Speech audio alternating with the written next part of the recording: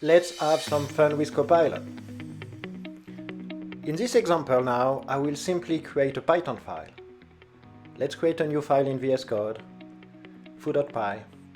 And now, using a simple command, I will ask Copilot to help me to get an image from the internet and save it locally.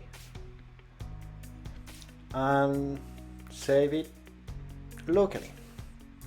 I press Ctrl Enter to get the Copilot window in VS Code. Give me the list of solutions. I will look for a solution that has some good content.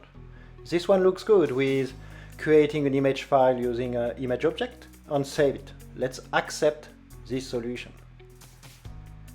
And the only thing that I have to do now is testing the application. Python.foo. And it's done. You see my image is saved locally and I have the surf tocat on my machine now.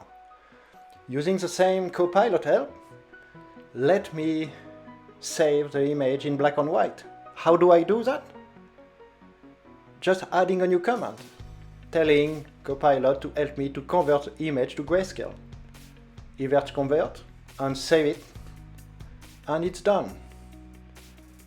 Let's test the application again. Now I have the color surf tocat and I have the grayscale surf tocat.